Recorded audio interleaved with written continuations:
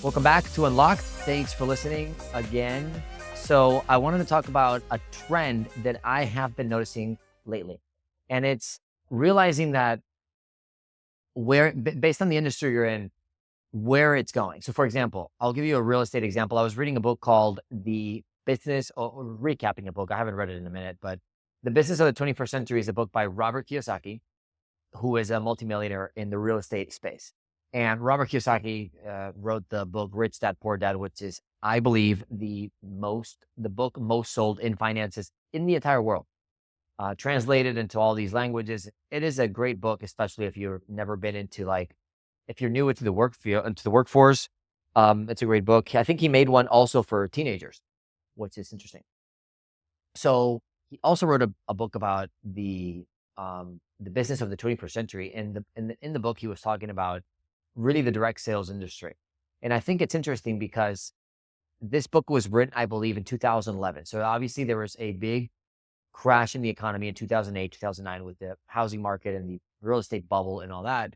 And a lot of people lost all their money. And what happens is when you now look back at the graph, right? So if you were looking at money, or you were looking at a graph, and you would look at 2000 to 2025, you would see that it went, I guess from the camera, it went up and to the right. So it went that direction. Now, if you focus and zoom into 2008, 2009, there was a big drop. But if you zoom out and you look at 2025 to 2020, or sorry, 2000 to 2025, you'll see like 2008 to 2010 was more of a blip, and it did go down. And a lot of people lost a lot of money there. And when they got scared, they sold. And therefore it was like it was at the time the wrong place to be in. But if those people would have stayed, so I know of somebody that had, all their life savings, and I just heard the story in the market. And when 2008, when the economy crashed, they lost, I think, 40% of their life savings and properties and stuff like that in that one crash. And so they took all their money and basically they had to move into a different direction. But now I wonder, if those people would have stayed and kept their money, sure, they would have not had anything to really do, or they could have not done much during those years. But if they would have just stayed, and you look at the economy now, again, it's up and to the right. The graph went up and to the right. And I just think that there's a portion of, and this is a difficult topic to discuss, because people could use this as a excuse to not do anything. And so I think this is only valid if you're a person that work ethic and activity isn't the issue. So for example, when you look at the direct sales industry, which is the industry I'm in, there's obviously been, and of course, government and all these things could affect one way or the other. But you look at the industry in general. So for example, when I started growing an organization, it was 2020. We were wearing masks. We were going door to door. This didn't make sense. But when you look at the industries we worked with internet industries, and we worked with water delivery industries. And literally there was not only a mandate for everybody to stay home, also the culture, as you know, has shifted for people that now working from home is a normal thing, where it used to be special. Now remote jobs are all over the place. People actually what that means is people are at home more often than they were before 2020. Just like it's kind of ridiculous where somebody now, it's like sneezing and they wear a mask, but they were sneezing in 2018 and they didn't wear a mask. Why? Because of what happened through COVID and the new trends that are now here to stay, right? Like Uber Eats and DoorDash and Grubhub and all these apps for food delivery, they were not as big as they are now. Why? Because there was a moment that all we could do is literally get food delivered, and we couldn't go into a restaurant. And again, 2020 changed all of that. So if you zoom out of that, if you zoomed into 2020 and you looked at business and you looked at the market, you probably see that there's a blip of things going down. But when you zoom out and you realize, for example, where we're at, it's the market and the business for us has grown a ton. Why? First, we do door-to-door sales. Door-to-door sales in an economy, in a time where 20, 30, 40, 50% of the population has transitioned to work from home, means there's a lot more people at home that we talk to. So it means that naturally our prospect count has increased significantly to where we could maybe talk to 20 or 30 people in one day prior to 2020, where now we're catching all these people that are at work, but able to answer the door because they're working from home. So what I realized is that we got caught up in a situation positively to where we're selling water delivery. Not only there was a scarce of that, which was very temporary, but very important. And also delivery, the world of the delivery to your door, no contact delivery was booming through 2020. And we were in that market. Plus the internet is a thing that every household, I think 90 some percent of households have internet directly, Wi-Fi inside their home. And it became more important as people were spending more time at home, meaning great product to sell. So we were selling those two items. Now, could we be completely terrible and mess it up? Yes, I know many people that were not successful in the space because, again, I think the non-variable is work ethic, activity, number of doors knocked, intensity, etc., and then really willingness. But I look back and, I feel really lucky and I worked very hard. And, a lot of the people we work with, they've worked really hard. But we zoom out and you look at 2020, you look at 2025 through 2000 to 2025, and you look at it, and it's definitely our industry is definitely in an upward trajectory when it comes to door to door. Why? Because a lot of people are home and naturally a lot more prospects are home, which sales, as you know, is a game of numbers. So we were able to talk to more people, period. No matter what it is that we're selling, there's more chances, and we got caught up in that win. So if you would have started in my situation, if you were in my position 2020 and you would have done the same number of reps, I believe you would have got the same or better probably results than we got, just because the industry was transitioning to the upright of the chart. Again, think of a graph, think of growth, and think of here years, think on this scale as growth, and it's going up to the right. So again, difficult topic because somebody could look at that and say, well, I'm not going to go into this industry because it's not the right industry right now. Or I'm not going to go into the makeup industry because it's very saturated. Or I'm not going to go into whatever industry, because all the industries have ups and downs. And again, the more you zoom in, the more you're going to see the blips. It's never a straight arrow up to the right.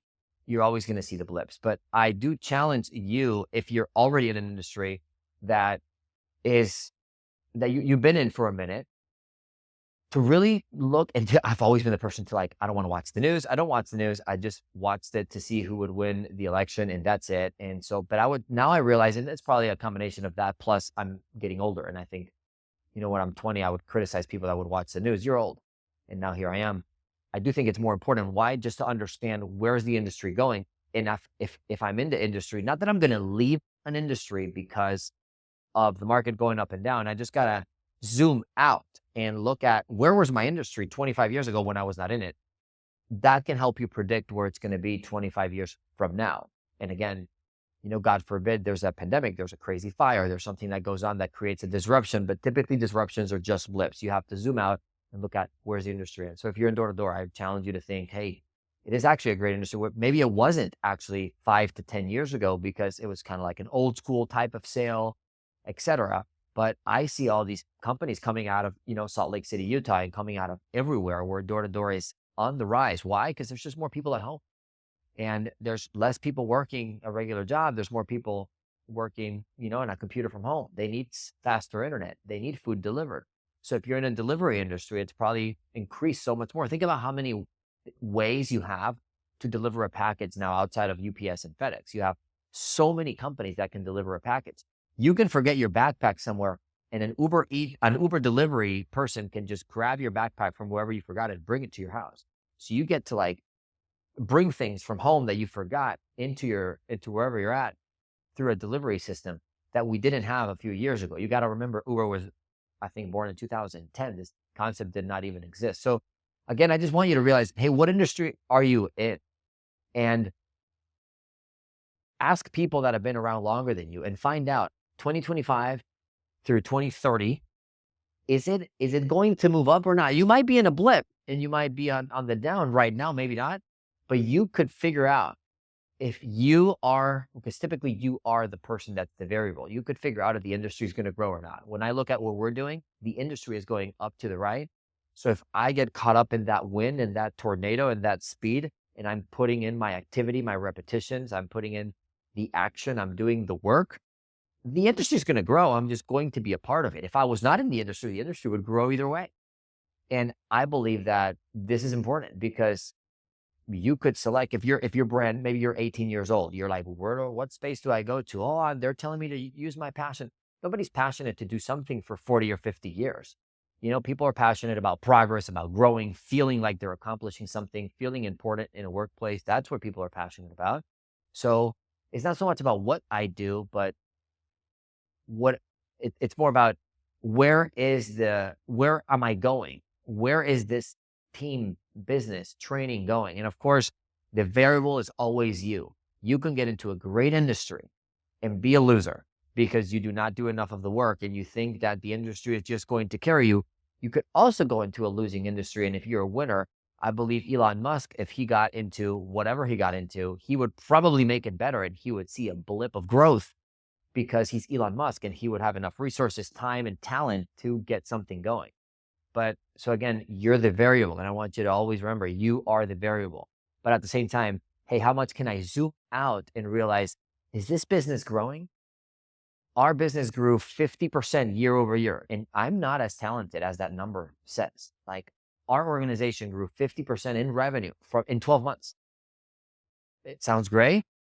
But it was not just me. The industry is just growing. People are getting paid more money to do what we do. Clients are paying us more money to do what we do. I'm caught up in the wind and I'm doing the reps. So I'm reaping the rewards of that.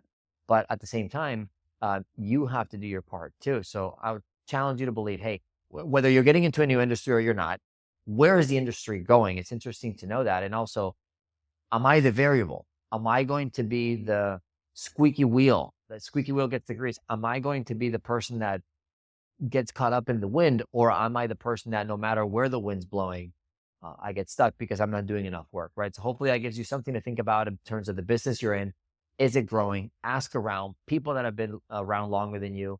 What is the business 2 years ago, 3 years ago? Did it grow? If yes, the answer is the wind's going the right direction. And the only variable is you. Are you doing enough work? Are you doing enough reps? Because the industry will grow with or without you if it's trending up and to the right on the graph. So hopefully that helps. See you on the next one and talk to you soon.